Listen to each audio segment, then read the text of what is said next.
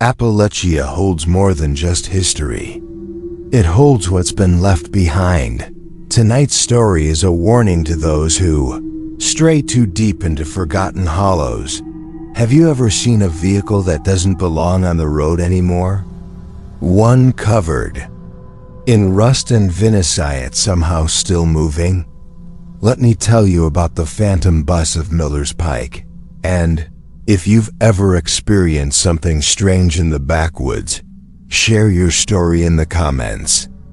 Tell us where you're listening from. This is Fear Begins. My name's Jesse Timmons, and in the fall of 1987, I was 24 and working as a diesel mechanic in rural eastern Tennessee. We got a lot of odd jobs: farm trucks, hunting ATVs, broken down tractors. But one day, a local man named Dale Warren came into the shop and said something I've never forgotten. "I need a winch, big one. Gotta pull a bus out of the woods up Miller's Pike." "County school bus?" I asked. He looked at me sideways. "That bus ain't moved since '72. He didn't say much else. Just left a deposit, gave me a map with an X where the bus was, and told me to meet him Saturday morning with the gear. Miller's Pike wasn't even on maps anymore. It had been a dirt road cutting through an old coal hollow, but after the mines closed and floods took out a bridge, it got left to rot. People said the woods took it back. I didn't know what I was getting into. That Saturday, we loaded up my winch rig, chains and tools, and drove up into the hills. The road was half gone, washed out gravel, fallen trees, and fog so thick it clung like spider webs. We hiked the last half mile. Then I saw the bus. It sat deep in a clearing, swallowed by vines, moss on the windows, and the number 207 barely visible on the side. The trees had grown around it. It shouldn't have been able to move, but the tires weren't flat, the doors weren't rusted, and the air inside was warm. That's when Dale spoke for the first time in a while. "My cousin was on that route. She never came home." Back in '72, a snowstorm had come early and hard. A school bus carrying 13 children and one driver was rerouted through Miller's Pike, supposedly to avoid downed lines. It never reached the school. They searched for weeks. Hundreds of volunteers. No signs, no tracks, no wreckage. Until 10 years later, 1982, when a hunter claimed he saw the bus driving through the woods. Lights on, no sound, just gliding down the ridge road at dusk. He said the kids looked out the windows, but they didn't blink. Nobody believed him. But now I was staring at that same bus, and I swear, it wasn't empty. I saw someone move in the back window. Dale climbed up the side, pried open the emergency door with a crowbar, and went in. I followed. The air changed. Not cold still, like we were inside a vacuum. I heard breathing, but it wasn't Dale's. It came from the driver's seat. He was there. A man in a county-issued jacket, face blackened with soot, just sitting, not moving. Dale whispered, "That's him." Driver's name was Harlan Meeks. I said, "He's breathing." "No, he's not." Then he turned, eyes glowing a soft yellow like brake lights in fog. He grinned and said, "Still on my route." Then the doors slammed shut behind us. We tried the windows. Wouldn't budge. Tried the front door. Locked. Then the bus started. I swear on my life, the engine hummed like a fresh tune-up. No key, no driver movement. But we began rolling, outside. The trees blurred. Inside, children appeared, silent, sitting in rows. all looking forward, dressed in 1970s clothes. Blank eyes, pale. I grabbed Dale's arm. "What the hell is this?" He said, "A loop." "What?" "They say the driver was drunk, drove off the cliff. The bus never stopped. Been on the same route ever since. And if it picks you up, you don't get off." I crawled to the front, past the children. No one moved. Then one girl whispered, "Help us get home." Dale shouted, "Don't listen to them." I yanked the wheel hard. The bus veered off-road and smashed through branches. Glass shattered. The illusion broke. We hit something. I woke up in a ditch outside the woods, alone, bleeding. The bus was gone. Dale was never found. All I had was the rusted number plate, 207, in my hand. For weeks, I didn't sleep. Then I heard about a farmer down in Middlesboro. Said he saw a bus with glowing brake lights cruising through his field at dusk. No sound. No driver. Inside a full load of kids. And one man in the back seat, pounding on the window. They say the bus appears to those who try to remember it.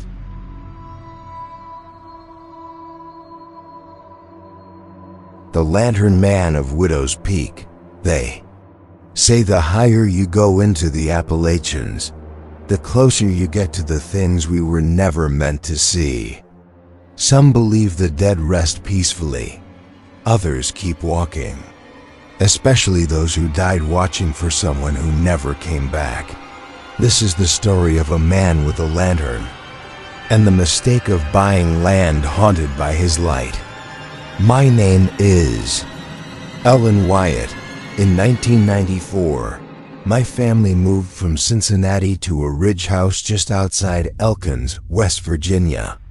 My husband, Matt, had inherited the land from his uncle, a sprawling cabin with acres of untamed woods, right on the edge of a cliff they called Widow's Peak.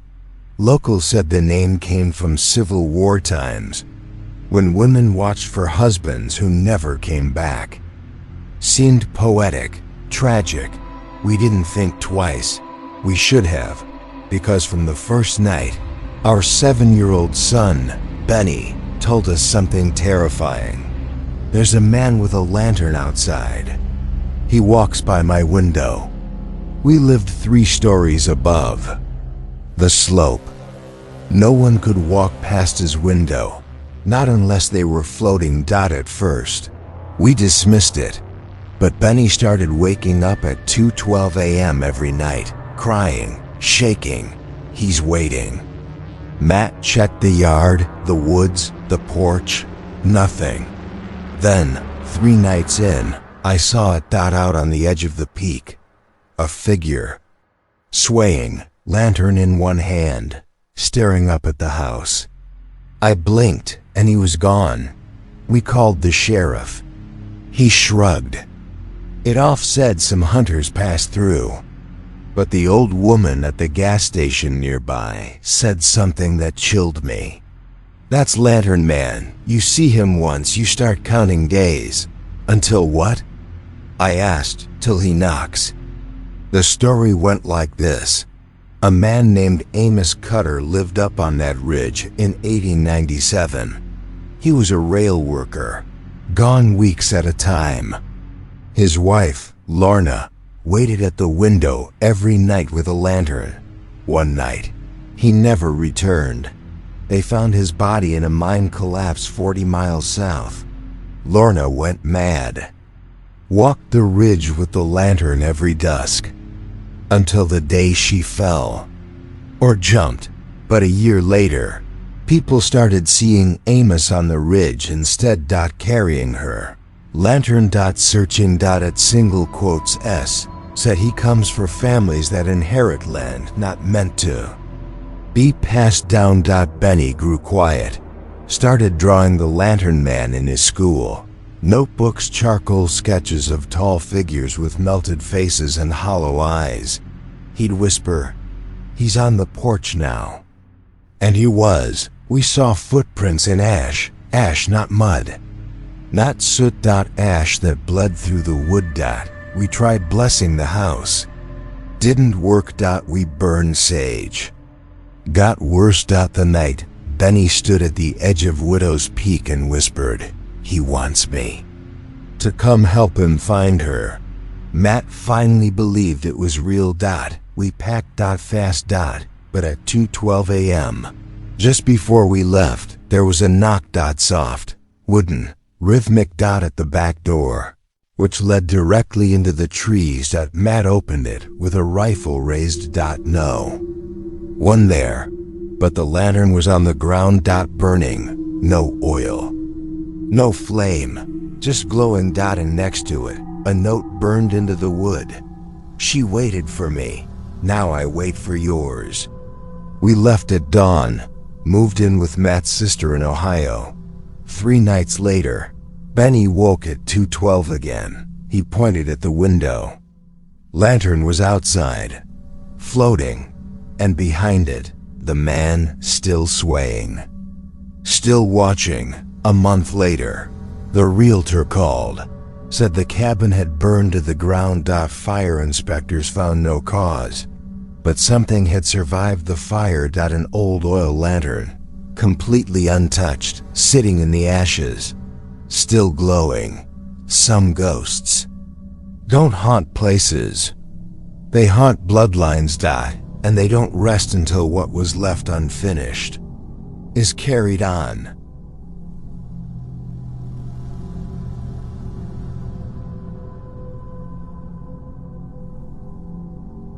In Appalachia, faith runs deep, but sometimes so do the things hiding beneath it. Tonight's story takes us to an old mountain church, where what lay below the altar was never meant to be found. Comment below if you've ever felt something wrong in a place meant to feel holy.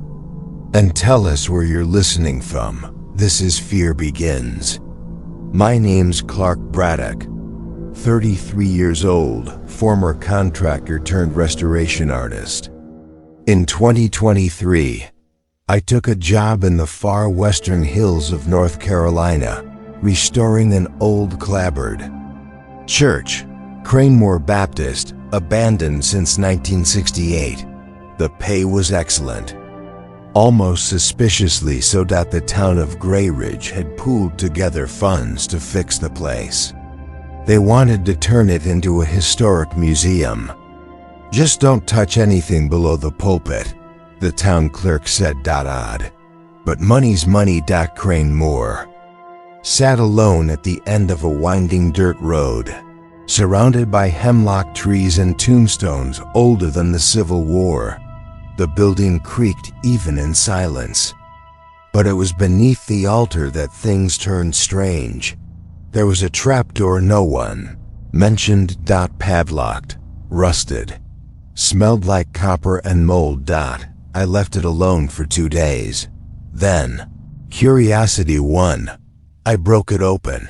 Stairs led down into pure darkness. The air was thick, heavy, and somewhere below, I swear I heard shuffling, like someone crawling. The tunnel ran deep, brick-lined but ancient. Before the church, maybe. Before the town, I found broken tools, animal bones, symbols scratched into, rock circles of teeth, literally, teeth embedded in stone. When I came back up, the church felt colder. The light through the stained glass didn't reach the pews anymore. And that night, I saw them, handprints, on the inside of the windows, long, thin, too many fingers. I went digging through the church records. Nothing after 1968, but in the back room, hidden inside a pulpit drawer, was a journal. The pastor's final entry. They come now when the walls sweat. They do not speak but remember. We buried them in the old well. They came back through the floor. I am no longer their shepherd. I am their meal. That night, the floorboards flexed. Like breath, I slept in my truck outside the third night. At 2:46 a.m., I saw them, 6 figures, crawling out of the church basement like spiders. Thin limbs but human faces, or what used to be. They sniffed, moved in circles, then stopped. One turned its head toward my truck and whispered. He opened the door again. I left before dawn. I went to the town clerk, told her everything. She just nodded. You weren't supposed to go under. I didn't know. It doesn't matter now. They brought in concrete, poured it down the trapdoor, sealed it with salt and chains. Then they boarded the church shut again. Not a museum. Never was. Just a prison. I left Appalachia, but 2 months later I got a letter. No return address. Just a photo inside the front of Cranmore Church. At night. With light pouring from the cracks under the door, and handprints pressed against the stained glass, this time from the outside. Faith can build churches, but fear is what keeps them sealed shut. In the hollers of Appalachia, not every sermon ends with an amen. Sometimes it ends with a whisper in the dark.